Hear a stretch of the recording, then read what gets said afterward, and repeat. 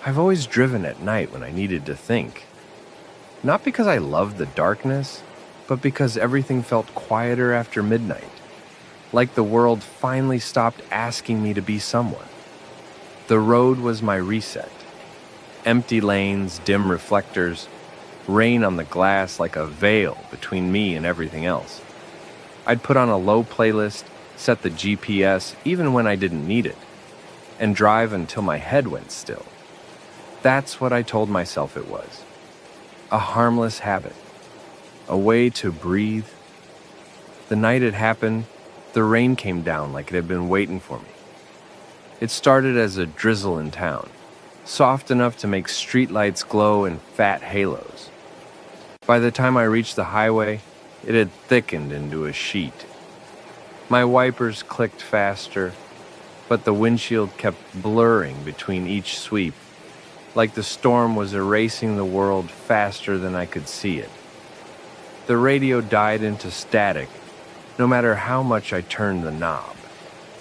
The highway ahead looked empty, a black ribbon swallowed by rain, and I remember thinking I should pull over at the next exit and wait it out. I remember thinking it and then ignoring it, because my place was only an hour away, and I didn't want to lose momentum, like momentum was something you could bargain with. That highway cuts through long stretches of woods and farmland. No streetlights, no businesses, just darkness and the occasional reflective sign appearing out of nowhere, flashing in my headlights and then gone. In heavy rain, those little lane reflectors become your whole reality, blinking in and out like the road is breathing. That was what I focused on, trying to keep my mind from slipping into that uneasy place where everything feels too quiet. I noticed the car behind me because of the way its headlights sat in my mirror. Two pale points, far back at first, softened by rain. Nothing about that should have bothered me. People drive at night. People get stuck in storms. But after 10 minutes, they were still there in the same exact spot. Not gradually approaching, not falling behind. Just holding position. I sped up slightly to test it. The headlights matched my increase perfectly. I slowed down. They slowed too. A cold knot tightened in my stomach, the kind you get when footsteps match yours on an empty street. I told myself I was being stupid. I changed lanes. The headlights stayed centered behind me. I drifted back, still centered. I checked the other lanes, empty. No taillights ahead. No glow behind except those two eyes. The rain got louder, pounding on my roof so hard it started to sound like something trying to get in. Then, the highway curved, and my headlights swept across the shoulder and the trees. For a split second, I saw someone standing there, just beyond the edge of pavement. A tall figure, motionless, soaked and dark against darker woods. I barely had time to register it before I passed. But my body reacted fast, heart jumping, breath catching, foot easing off the gas without permission. I checked my mirror instantly, expecting the car behind me to swerve or slow or do anything that confirmed I hadn't imagined it. The headlights were gone, not fading, not exiting, gone like someone snapped their fingers. One moment there, the next, nothing but rain and black. The emptiness felt worse than being followed. I stared too long, and my tires drifted toward the lane line before I corrected. My hands were sweating. I kept telling myself it was coincidence. Rain, fatigue, shadows. Your brain fills in details to make sense of chaos. A few minutes later, my GPS spoke. It wasn't the usual gentle prompt. It sounded clipped, wrong, like it had been stitched into the night from another recording. Rerouting, it said. The map flashed, zoomed, and suddenly, It wanted me off the highway, onto a narrow county road I didn't recognize. Under the route, it claimed there was an accident ahead, a closure, a delay. I frowned. The highway looked empty. No brake lights, no emergency lights, no signboards warning of anything. But the rain was heavy enough that maybe something had happened up ahead, and I just couldn't see it yet. The exit came fast, a dark mouth opening on my right, barely marked. I hesitated, then turned. The moment my tires left the highway, the world changed. The road narrowed, pavement rough and cracked. Trees pressed in close on both sides, branches reaching over the road like fingers. The rain sounded different here, heavier, closer, like the canopy trapped it with me. The reflectors were gone. My headlights felt weak. The air inside my car suddenly smelled damp, even with the windows closed, like wet soil and old leaves. I told myself I'd turn around at the first intersection. Minutes passed. There wasn't one. I reached for my phone, planning to call someone just for company. No signal. My GPS stuttered and froze. Then, the screen went black. I felt the first true spike of panic then. Not a scream, not shaking, just a sudden certainty that I was alone in a place that didn't want me to leave. I tried to find a wide enough shoulder to turn around, but the road was hemmed in by ditches and trees. Every time I considered stopping, I pictured my car sitting still in that darkness, engine quiet, and my skin crawled. So I kept going, telling myself I'd find a better spot ahead. That's how you get trapped. You keep promising yourself you'll make the smart decision later. A mile passed. 2. I started seeing leaning mailboxes with numbers blurred by rain. Every now and then, there'd be a house set back behind the trees. Dark, no porch light. I could have stopped. Knocked. Asked for help. I didn't. Because stopping felt like admitting I was lost. And worse. Stopping felt like inviting whatever this was to catch up. That's when the headlights returned. They bloomed in my rearview mirror suddenly, close enough that my breath hitched. Not far back this time. Close. Through the rain, I could make out the shape. An older car, boxy, low. Its headlights were yellowed and dim, like tired eyes that refused to close. It sat directly behind me, perfectly aligned, maintaining a distance that didn't change no matter what I did. I sped up. It sped up. I slowed. It slowed. The distance stayed exact, measured. I changed speed again, and it matched like it was reading my foot on the pedal. I tried calling 911 again, no signal. I tried anyway, over and over. Like stubbornness could create a tower. Nothing. My throat felt tight. The rain blurred the mirror, but those yellow lights stayed steady, unwavering. I couldn't see the driver. I couldn't even tell if there was a driver. Just the car, following like a decision already made. The road curved and my headlights caught something ahead. A figure standing in the middle of the lane. I slammed my brakes.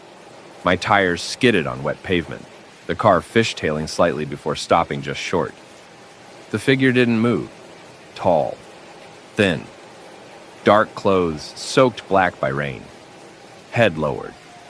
I sat there frozen, hands locked in the wheel, heart pounding so hard it made my vision throb. Against every instinct, I cracked my window an inch and called out, asking if they needed help. The rain sprayed in cold. The figure slowly raised its head. Its face was wrong.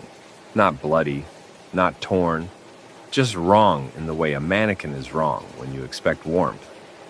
Features that didn't sit naturally. Eyes too dark, too deep, like holes. Its mouth didn't move, but I heard a voice anyway, soft and close, as if it came from inside my head. It said my name, not shouted, not questioned. Said like it belonged to them. I couldn't answer. I threw the car into reverse, backing up fast, eyes flicking between the figure ahead and my mirror. The figure didn't chase. It didn't need to, because my mirror filled with headlights. The old car was suddenly inches from my bumper, close enough I could see rain crawling down its hood. My whole body seized. I screamed and slammed the gas, swerving around the figure. As my headlights passed over it, it vanished, not stepping aside, not turning away, vanished like a frame cut from film. I shot forward, tires slipping. The old car surged after me, still inches behind, never touching, never crashing, like it didn't need to. The rain got heavier. The wipers struggled. The road felt narrower, trees whipping past like walls. I didn't know where I was going anymore. I only knew I couldn't stop.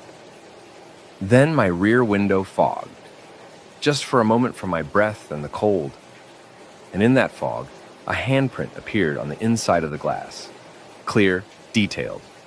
Finger pads, lines, the heel of the palm.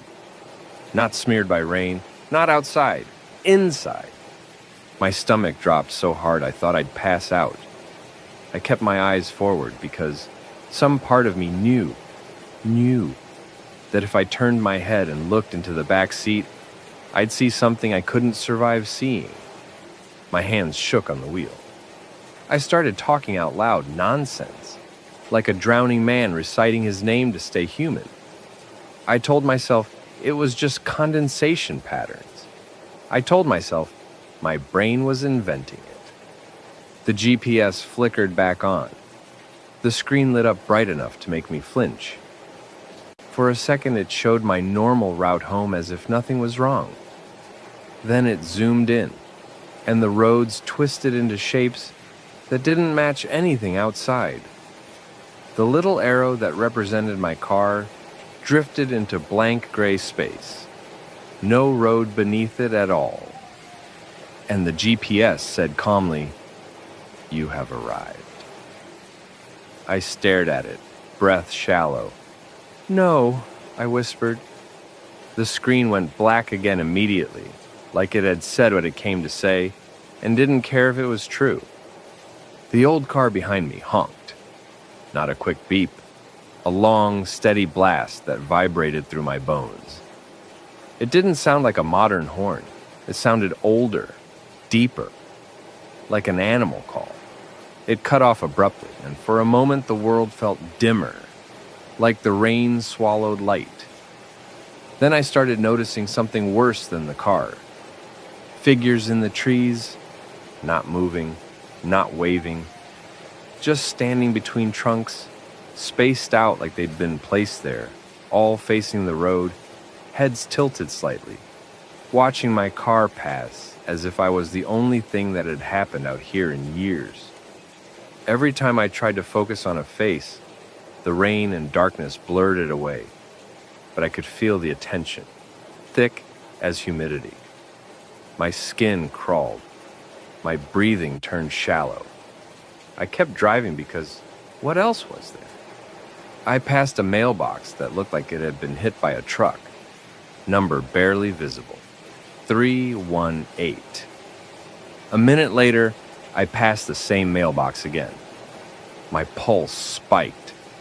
"No," I said out loud, louder this time. "No, no, no." I saw the bent speed limit sign. Then I saw it again. The world was looping, resetting around me while I stayed trapped inside it. The wipers kept sweeping. The rain kept falling. The old car kept following. And the figures kept watching like they knew I'd come back around. At some point, the old car's headlights lifted slightly, and in my rearview mirror, I caught a brief reflection of the driver leaning forward close to their windshield.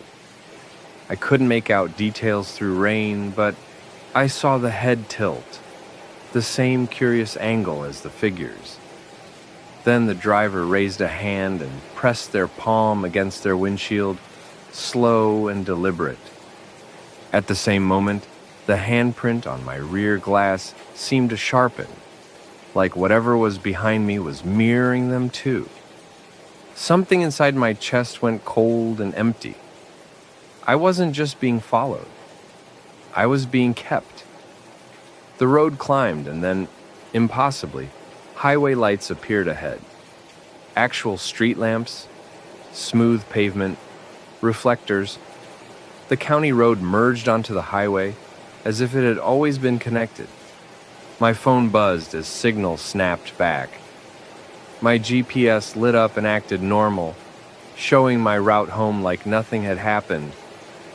In my mirror, no headlights, no old car, just wet highway. I drove the rest of the way home in silence, shoulders tight, eyes flicking to mirrors every few seconds. Every passing car made me flinch. Every shadow near the shoulder made my heart jump. But nothing followed me. By the time I pulled into my driveway, the rain had eased to a gentle drip. I sat in the car with the engine off and told myself it was over. Exhaustion makes you see things. Storms make roads weird. Fear makes patterns out of noise. In the morning, my car was covered in mud, not splashes, streaks. Thick, dark smears along the sides and rear, like wet hands dragged down the paint. I stared, trying to invent a normal explanation. Puddles, ditch water, anything. Then, I walked to the back window and my breath left my lungs. Etched into the faint residue on the rear glass, from the inside, were words. Thanks for the ride. I stood there in daylight, reading it over and over until the letters blurred, waiting for my brain to turn it into a prank or a mistake. But no one had been in my car. I hadn't stopped. I hadn't picked anyone up. Yet the message sat there like a quiet proof that something had shared my space, and not just as a shadow. I didn't drive at night after that. I took ride shares, I avoided back roads. I avoided rain when I could, which was never as often as I wanted. Weeks passed, then months. The memory dulled, like trauma does when your brain gets tired of carrying it. I told myself it was a one-time nightmare, a perfect storm of weather and stress. Then one rainy night, I heard a horn outside my apartment. Long, steady, old. It lasted about 3 seconds and cut off abruptly. My entire body reacted like it recognized the sound before my mind did. I went to the window and looked down at the street. No cars, just wet asphalt shining under streetlights and rain falling in straight, quiet lines. I didn't sleep much after that. I started seeing shapes at the edges of places where trees met light. Parking lots, roadside parks, the dark gaps between houses. Always tall, always still, always head tilted. Whenever I looked directly, there was nothing. I started checking my rearview mirror, even when I wasn't driving, catching myself doing it in windows and TV screens, like the habit had sunk into my nerves. Then, my friend asked me for a ride. His car had broken down. He was stuck near an exit off the highway. It was late and raining lightly, and my mouth said yes before my fear could stop it. I told myself I couldn't let one bad night turn me into someone who wouldn't help. I grabbed my keys and went. The moment I merged onto the highway, my palms started sweating. I turned the radio up louder than usual, like noise could keep something away. My friend texted, "I'm outside. I'm by the tree line." That phrase hit me like ice. Tree line. I swallowed hard and kept driving. Halfway to the exit, my GPS blinked just once. Then, in my mirror, headlights appeared. 2 pale points far back, steady, centered on me. My stomach dropped. I changed lanes. They stayed behind me. I sped up. They matched. I slowed. They slowed too.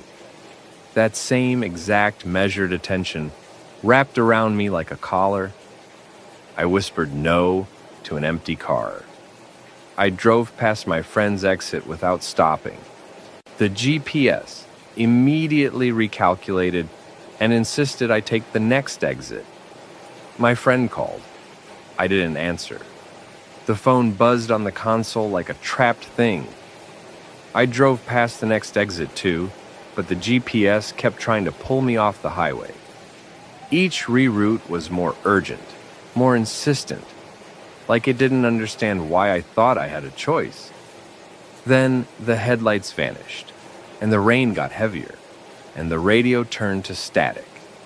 And the GPS said, in that clipped voice I remembered too well, rerouting. A detour appeared, a county road, a thin line leading into trees. My hands shook so badly I could barely keep the wheel straight.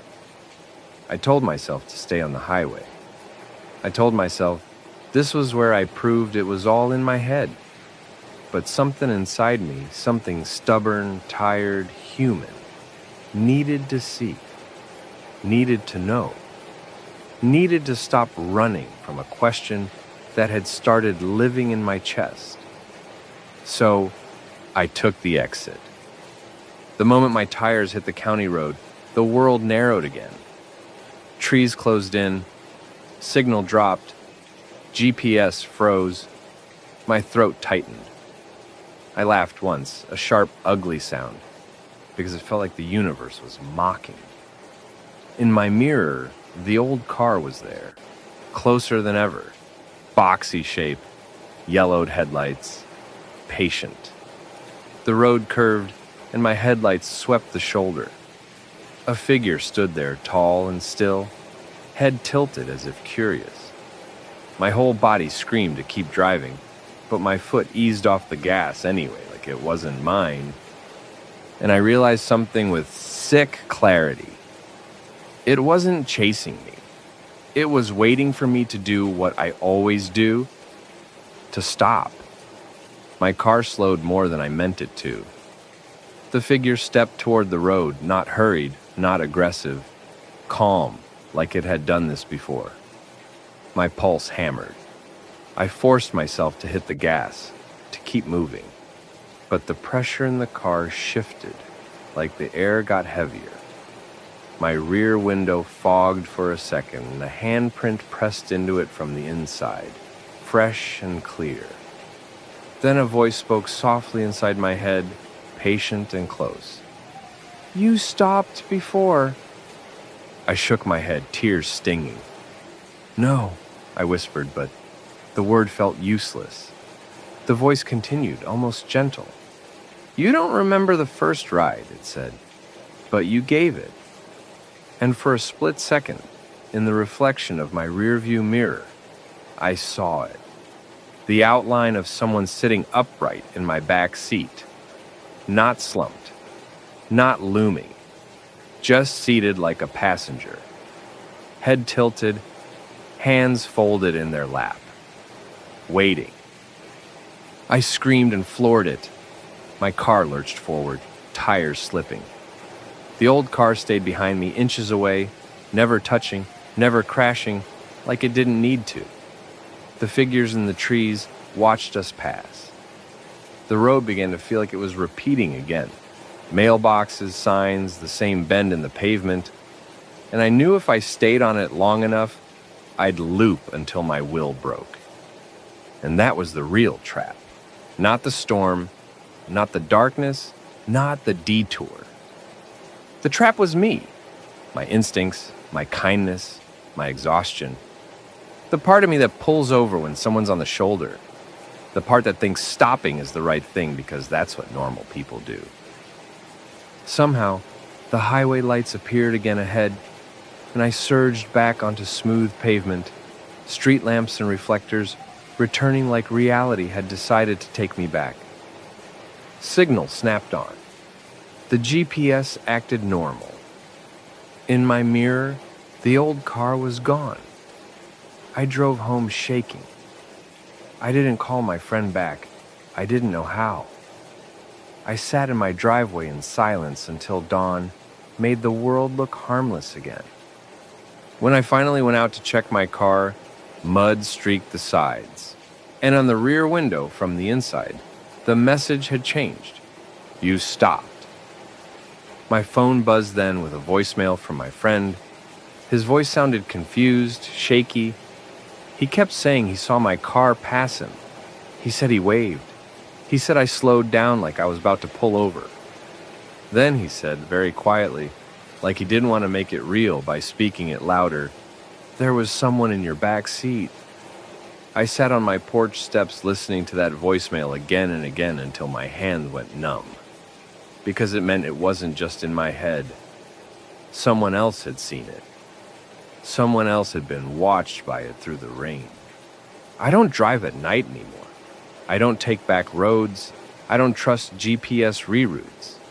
When it rains, I feel that old pressure in my mirrors, even when the lane behind me is empty.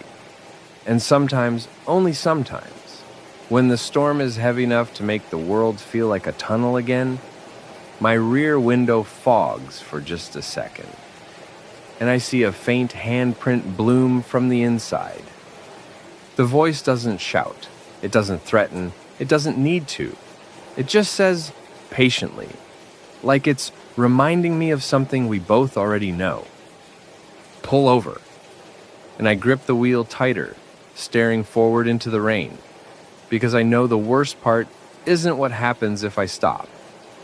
The worst part is the quiet, terrible certainty that someday, when I'm tired enough, lonely enough, human enough, I will. And when I do, it won't be thanking me for the ride. It'll be thanking me for finally giving it another one.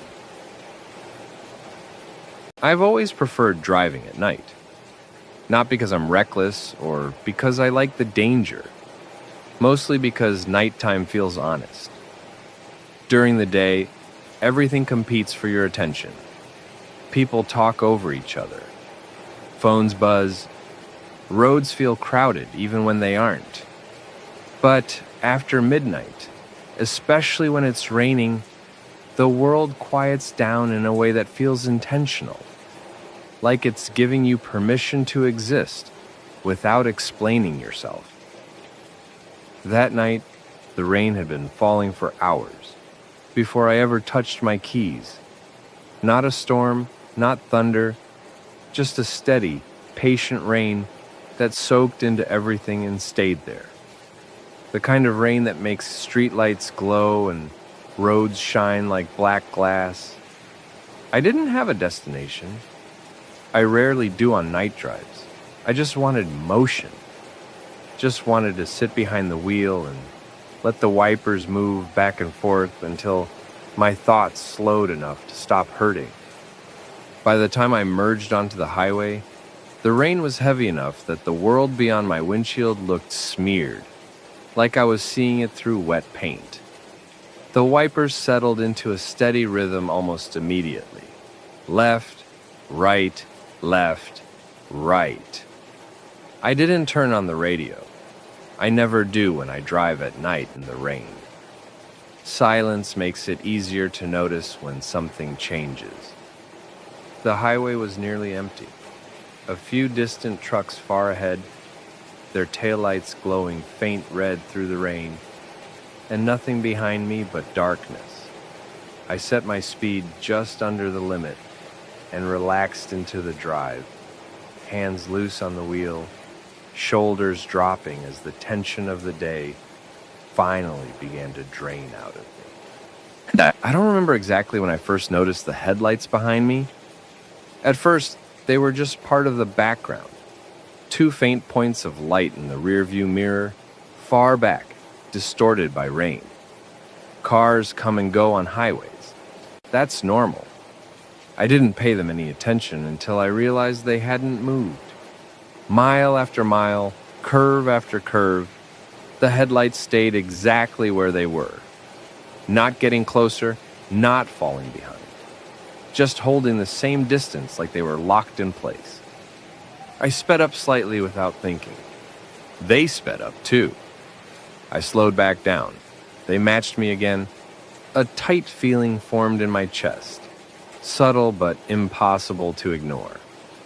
I told myself it was coincidence. Rain messes with depth perception. The other driver was probably just being cautious. I checked my mirrors, changed lanes, waited. The headlights followed.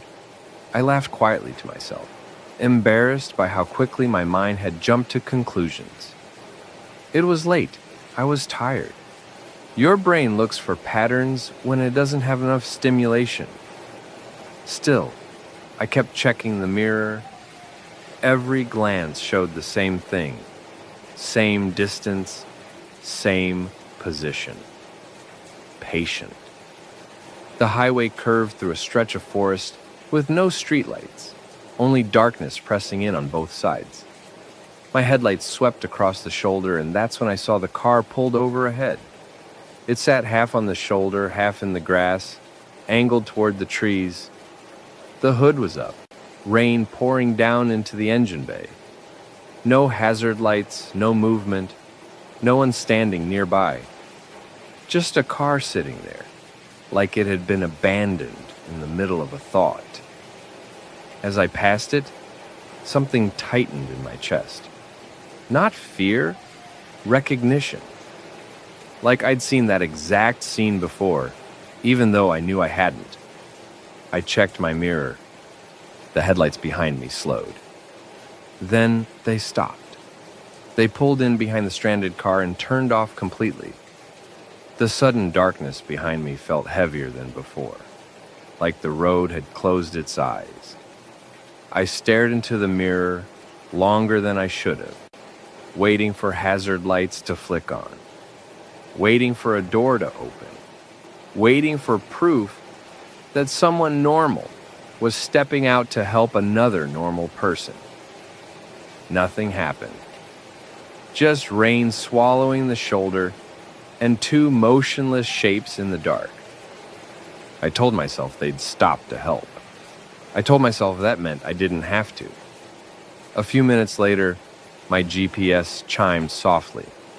The screen refreshed and rerouted me off the highway. A narrow county road appeared, unfamiliar, marked as a detour due to road conditions. I frowned. The highway ahead looked fine. No cones, no flashing signs, no traffic slowing down. Still, the detour wasn't long. According to the map, it would reconnect me after a few miles. I hesitated. Then I took the exit. The moment my tires left the highway, the sound of the rain changed. It didn't get louder. It got closer. The road narrowed immediately. The pavement felt rougher. The reflectors vanished.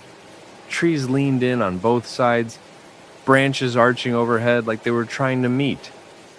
My headlights didn't reach as far here. The darkness beyond them felt thick, almost solid. I glanced down at the GPS. The arrow froze. A second later, the screen went black. At the same time, my phone lost signal. My heart rate picked up. I slowed down, scanning the road for a place to turn around, but there was nowhere safe. Ditches lined both sides, trees pressed tight against the shoulder. Every curve felt sharper than the last. I told myself I'd find a better spot ahead. That's how you end up deeper than you plan. Headlights appeared in my mirror again. Closer this time, dimmer, yellowed. They hovered just behind my car, perfectly centered. I couldn't see the vehicle clearly through the rain, only the suggestion of something boxy and low. I sped up. They stayed. I slowed. They stayed. That was when I realized this wasn't the same car from the highway. This one hadn't stopped. This one had waited. My mouth went dry. I tried calling someone, anyone. No signal. The rain intensified. drumming against the roof hard enough to drown out my breathing. The wipers sped up, barely keeping the windshield clear. The road dipped sharply, and at the bottom, my headlights caught a figure standing near the center line. A person. They stood facing away from me, rain soaking their clothes, completely still. I slammed the brakes and skidded to a stop several yards back. My heart pounded so hard it hurt. I cracked the window and asked if they needed help. They turned slowly. Their face looked normal in the worst possible way. Pale, empty, unfinished. Their eyes reflected no light at all. And when they spoke, their mouth didn't move. The voice came from inside my head. "You didn't stop last time." The headlights behind me surged closer, and that's where everything finally broke. I don't remember making the decision to drive again after that night. That's what bothers me most when I think back on it. There wasn't a moment where I weighed the risk or talked myself into it. There wasn't a promise to be careful or a plan to avoid certain roads. One day I just realized I was behind the wheel again. Rain tapping softly against the windshield like it always had. Wipers moving back and forth in that familiar rhythm. At first, nothing happened, and that scared me more than if something had. Days passed without incident, then weeks. I stayed in well-lit areas. I avoided highways at night. I took longer routes just to stay on roads that felt familiar. Every time it rained, my body reacted before my mind did, shoulders tightening, jaw clenching, eyes checking mirrors without permission. But nothing followed me. No yellow headlights, no figures, no strange detours. Slowly that night started to feel less real. That's how fear fades when it doesn't get reinforced. It doesn't disappear. It just softens until it feels like a story you once heard instead of something that happened to you. I started sleeping better. I stopped listening for engines outside my window. I even turned the radio back on while driving sometimes, letting quiet music fill the space where my thoughts used to spiral. Rain became rain again, just weather, just sound. The first sign that it hadn't ended came quietly. I was stopped at a red light late one evening, rain misting lightly across the glass. The GPS screen flickered, just for a moment. When it steadied, the route line was still there, but the street name beneath it was wrong. Close, but not right. One letter off, one extra space. I stared at it until the light turned green, then drove on, telling myself it was a glitch. Technology fails all the time. Still, I checked my mirrors more than usual that night. The second sign came a week later, and I almost missed it. I opened my back door to grab a jacket I'd left on the seat and noticed the floor mat was damp. Not soaked, just damp enough to feel cold against my fingers. There was dirt pressed into the fabric, ground in like someone had stood there for a while. The shape wasn't clear enough to call it a footprint, but it was bigger than my own shoe. Facing forward, I stared at it longer than I should have, my mind scrambling for a normal explanation. Rainwater tracked in. Old spill. Anything. I scrubbed the mat until my hands ached, until the smell of cleaner filled the car. When I was done, it looked normal again. I told myself that was the end of it. That night, it rained harder than it had in weeks. I sat on my couch listening to it hit the windows, trying to focus on the TV, but my attention kept drifting. The sound of rain no longer soothed me. It pressed on my chest, slow and steady, like a reminder I couldn't quite place. My phone buzzed with a notification I didn't recognize. A navigation alert. I hadn't opened a map. I hadn't searched for anything.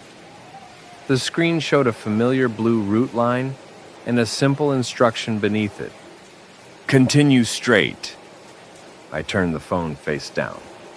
The vibration stopped immediately. I didn't sleep that night.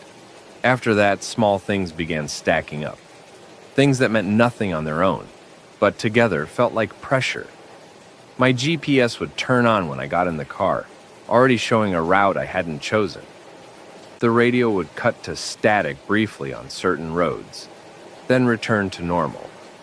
Street names would look wrong at a glance, then correct themselves when I checked again. Rain made it worse. Every storm felt heavier, closer, like it was narrowing the world again. I stopped driving at night unless I absolutely had to. But life doesn't care about your rules. Sometimes work runs late. Sometimes stores close early.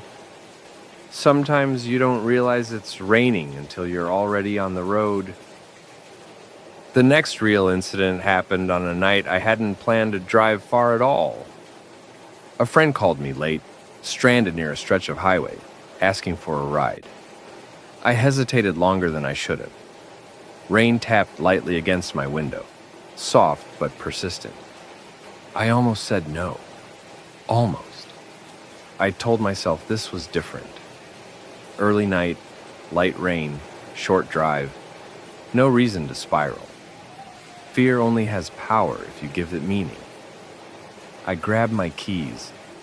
The drive there felt normal, too normal. Streets wet and shining under streetlights, occasional cars passing, music low in the background. I even caught myself relaxing, my shoulders loosening as the minutes passed. That's when my rearview mirror dimmed. Not darkness. Blocked light, like something had passed behind me and stayed there longer than it should have. I checked the lane. Empty. I checked the side streets. Nothing. I told myself it was rain distortion. Headlights bend strangely in weather. I'd read that somewhere. At the pickup spot, my friend wasn't there. He texted me asking where I was. I told him I was parked across from the address he gave me. He said that wasn't possible. He was standing outside and couldn't see my car. I turned slowly, scanning the street. I was alone. No houses with lights on, no movement, just rain and silence. I sent him a screenshot of my GPS.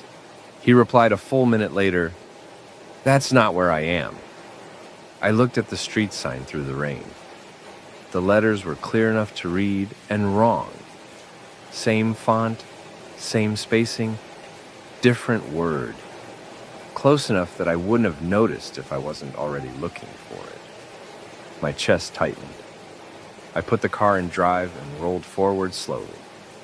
The street curved gently to the right, too gently, like it was trying not to draw attention to itself. Trees closed in on both sides. Houses disappeared. The pavement narrowed. I stopped. The engine idled. The rain sounded louder immediately, like it had been waiting. My phone buzzed again. "Are you messing with me?" I looked in the mirror. Yellow headlights flickered to life behind me. Not approaching. Already there. I didn't scream. I didn't freeze. I felt something colder than panic settle into me. Recognition. This wasn't new. It was continuation. The headlights stayed exactly where they were as I moved. I didn't need to test it anymore. I already knew. The road ahead curved into darkness that felt thicker than night. I thought about turning around. I thought about stopping completely. Both thoughts felt wrong. A handprint appeared on my rear window again, blooming slowly through condensation. Clearer than before, more deliberate, as if whatever was behind me had learned how much pressure to use. The voice didn't speak yet. It didn't need to. The air inside the car felt heavier, like the windows had been sealed from the inside. I drove. I always drive. That's the part of me it understands best. The road looped. I passed the same tree twice, the same mailbox, the same broken reflector in the ditch. Every loop felt shorter, faster, like the road was tightening around me. The headlights never moved. Figures began appearing closer to the pavement now, no longer hidden deep in the trees. Some looked like people frozen mid-step. Others didn't look like people at all. The voice returned soft and patient. "You remember more each time?" I swallowed hard. "What do you want? To finish the ride?" That's when I saw the stranded car again. It waited on the shoulder ahead, hood up, rain pouring down into the engine bay. Exactly as before. As I slowed, I noticed something I hadn't seen the first time. The inside light was on. The driver's door was open. The back seat was wet, as if someone had just gotten out. My hands shook violently. "I didn't stop," I whispered. "I never stopped." The voice felt closer now, like it was leaning forward from the back seat. "You slowed," it said. "That's enough." The truth settled in slowly, like water filling a container. The road didn't trap people by force. It didn't chase. It didn't threaten. It waited for hesitation, for kindness, for curiosity, for that moment where a human being considers stopping instead of leaving. That's when it gets in. The license plate on the stranded car caught my headlights as I passed. It was mine. The highway lights appeared again like a mercy I didn't trust. I burst onto smooth pavement, signals snapping back, mirrors empty. I drove until my hands went numb and my eyes burned.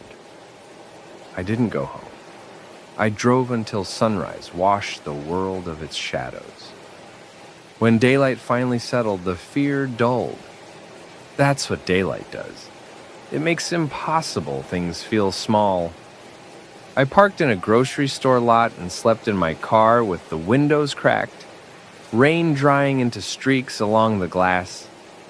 When I woke up, there was mud on the inside of my rear door. A single footprint, facing inward. I don't pick people up anymore. I don't slow down for stranded cars. I don't trust roads that curve too gently or street names that almost match. When rain falls at night, I stay still if I can. Because motion is an invitation. But sometimes when I close my eyes, I feel the car idling. I feel the wipers moving, and I hear the voice again, calm and certain. "You're still driving." And I know that one night, when I'm tired enough, or lonely enough, or just human enough, I won't notice when the road changes, and I'll slow down, and that will be enough. After that night, I stopped pretending I was in control of when it happened. I didn't say that out loud at first. I didn't even let myself think it directly. But it showed up in the way I lived. I stopped making plans that required driving after dark. I stopped agreeing to help people late at night. I checked weather forecasts obsessively, not because I cared about rain, but because rain felt like a condition, a signal, something that made the world more permeable. Still, the nights kept coming. Life has a way of wearing down the rules you make for yourself. You get tired, you get distracted. You convince yourself that you've been fine long enough that the danger must have passed. That's how it works. Not with force, but with patience. The road understands patience. The first time I noticed that something had changed, it was during the day. I was driving to work in clear weather, sun low in the sky, traffic steady, nothing unusual. I stopped at a red light and glanced up at my rearview mirror out of habit. For a moment, just a moment, the reflection didn't match the world behind me. The cars were there, but the depth felt wrong. Like the space between us was deeper than it should have been. Then it corrected itself. I told myself it was glare, but my heart didn't slow down right away. After that, the boundaries between day and night started to blur. Rain wasn't required anymore. Darkness wasn't required. The feeling came anyway, that quiet pressure, like something sitting just outside the edge of my awareness, waiting for me to acknowledge it. I started losing small pieces of time. Nothing dramatic, no blackouts, just gaps. I'd arrive somewhere and not remember the last few turns. I'd park my car and realize I couldn't recall the drive at all. The radio would be on a station I never listened to. The GPS would be running, even though I didn't remember turning it on. Once, I found my car parked on a street I didn't recognize. Engine off, hazard lights blinking. I was sitting in the driver's seat with my hands on the wheel, like I'd just stopped. I checked my phone. No missed calls, no messages, no directions pulled up. I drove home slowly, every sense sharpened, every mirror watched. Nothing followed me. That was becoming the pattern. Whatever this was didn't need to announce itself anymore. It knew I was listening. The dreams came back after that. Not images, sensations. The feeling of slowing down. The moment when your foot eases off the gas without conscious thought. The way the car seems to glide instead of roll. The subtle shift in sound when rain stops being background noise and becomes the only thing you can hear. I would wake up with my heart racing and the certainty that I'd been very close to something important. Something final. The voice didn't speak for a long time. That scared me more than when it did. When it finally returned, it wasn't on the road, it was in my apartment. I was lying in bed, rain tapping against the window, when I heard it. Not in my head this time, but not exactly in the room either.